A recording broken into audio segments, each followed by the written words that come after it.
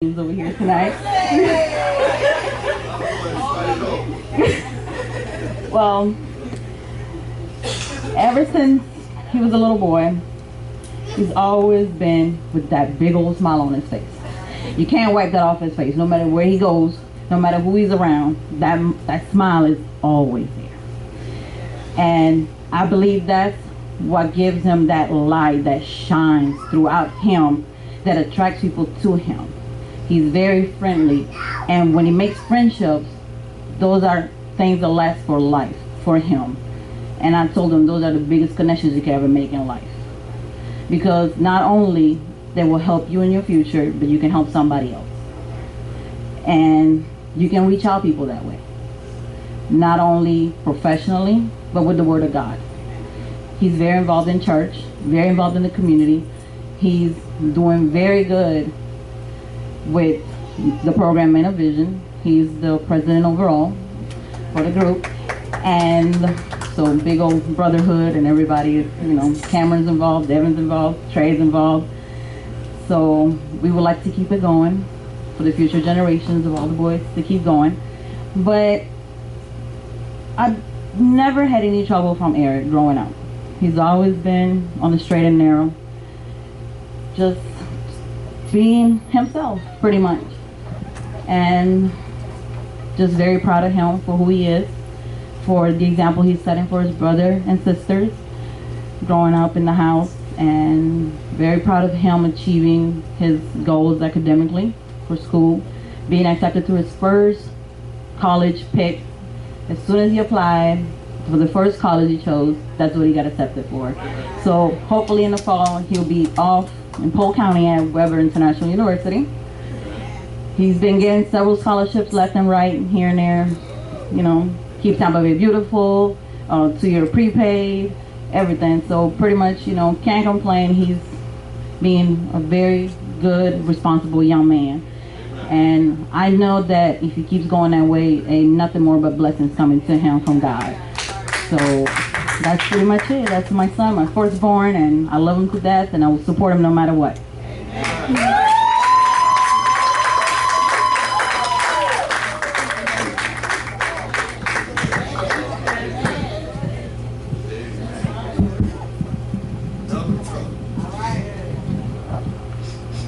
Thank you, Mom. Let's get another hand clap to Cameron.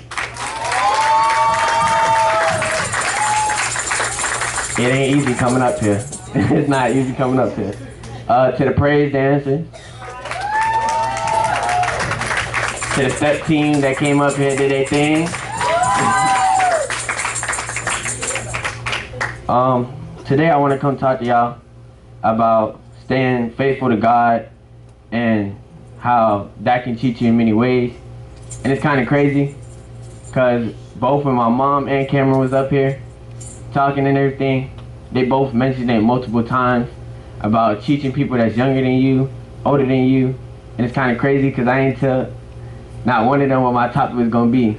So that just to go show you what the Lord can do in many ways for you.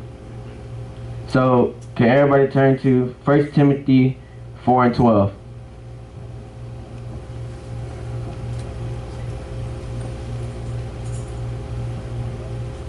And it says, "Don't let anyone look down on you because you are young, but set an example for the believers in speech, in conduct, in love, in faith, and in purity." The reason I chose this Bible verse to speak on today was because, one, it's Children's Night, so I wanted to speak out to all the children in the group today, and also because it doesn't matter how old you are, how young you are, how big, how small you are. As long as you have faith in God, it can take you many places. It can help you teach other people different things, or it can even teach you some things through the Bible, through the Word, or through something you're going through, no matter what. With this being said, take it as like a job. If you're on the job, you've been there for years, you've been there for 1 or 2 years, and then your boss decides to hire somebody else. They don't know what's going on. They don't know how the system works. It's your responsibility now, since the boss hired them, to help teach them and guide them in the way that things should be run. Now, if you look at that, it wasn't the boss who picked him, it was Jesus. Jesus gave the employee that was there for years the experience and the skill set that he needed in order to teach somebody else something they didn't know. He gave them the qualifications for him to lead somebody into a new light, into a new direction, and keep moving over. To plant that seed in him, so that way when somebody else comes, he could teach them and keep passing the seed down and down.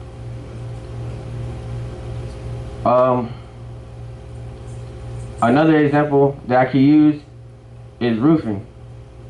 If me and Cameron are with Brett Dare on the roof, Brett Dare asks Cameron, nail down these shingles with Eric. If I don't know how to use the nail gun to nail down the shingles and Cameron do, there you go. He got the skill set to help me learn something new to benefit me in the future.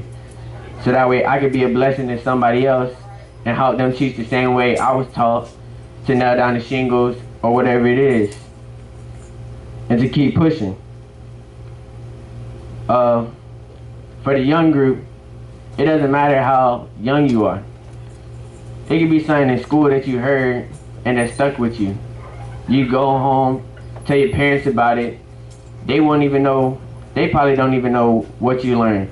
And they'll be fascinated about, oh, you learned this? Well, tell me more. So you could go in detail about something you learned in school that you thought, oh, I'm not gonna need this, so I'm gonna just let it go through this ear and out the other.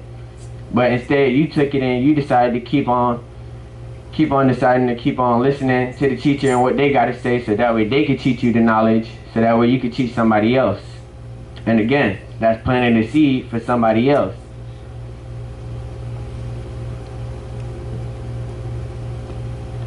And then with my granddaddy, he get up here every Sunday and Tuesday, come preach the word to us, to give us the knowledge through Christ. That's teaching us what the words say, breaking it down so that way we could get it, so we can have more knowledge, not only for our physical life, but our spiritual life.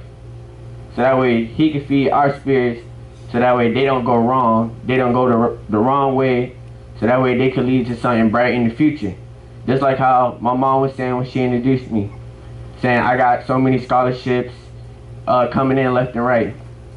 Somebody had to teach me what I needed to do to write the essays for the scholarships, everything I needed, everything I had to do, everything I couldn't do to get those scholarships. They just didn't come, oh, I woke up, oh, you got a scholarship in the mail. No, somebody had to teach me, break it down. I had to sit there step by step, make sure I got it the first time and not the second time. And then to keep pushing, so that way maybe in the future my little brother, little sister, they might try to fill out a scholarship, don't know what they're doing. They can come to me, I can help them, I can sit there and help them write the essay, structure the essay right for them, so that way they can receive a scholarship, they can go to college, better themselves, better their lives, so that way they don't go the wrong path.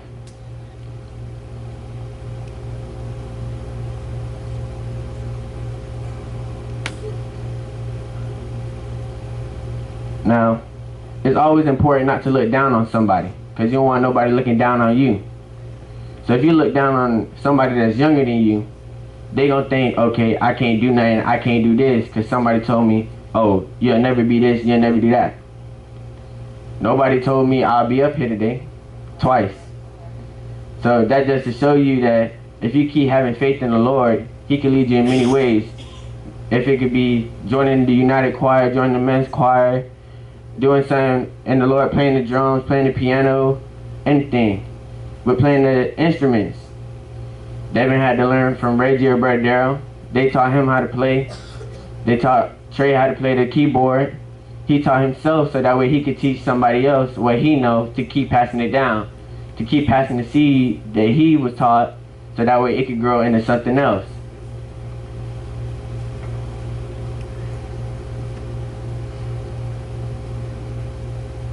And with that being said, don't be scared to try something new. Always have faith in the Lord, because it can bring you up in many ways. Whether it can bring you up in sports, academic, music, anything.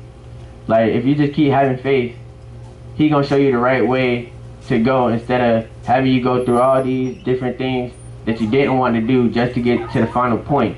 He's just gonna get you from point A to point B. Yeah, it's gonna be times where you're gonna be stuck. You're gonna be, oh Lord, help me with this. Oh Lord, I need this. Please Lord, please Lord, please Lord. But if you have faith and stick it through, he'll help you get there. He'll help you finish the race that you done started and keep pushing to. And then he'll never turn his back on you if you have faith. If you have faith, he gonna be there for you. Through all your trials and tribulations, he gonna be there with you. Yeah, it might not come when you want it, but he always there. You could be in the worst trouble ever, but he gonna be there. He gonna let you sit there for the first time, so that way you learn, so that way somebody else don't gotta go through it. So that way, if you already experienced it and somebody else going through it, you can step into their life and be a blessing for them the same way the Lord was a blessing for you, and help them get out their troubles and into the right way, so they can lead their life into the light. So that way they won't be in darkness, and they can be in the light with you and keep moving forward to better their life, to be a blessing to somebody else, and keep pushing forward.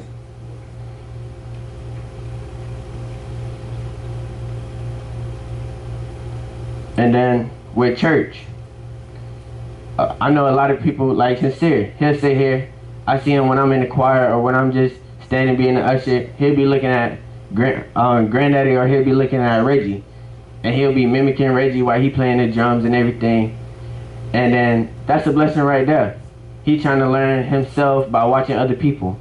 He keep pushing himself to, oh, maybe one day when everybody else gone, on Tuesdays or Sundays, I could go out there and play the drums and be a blessing to the Lord. Or I could be like Pastor Lockett and come up here and preach the word and give out something that I never thought I could do. That's it.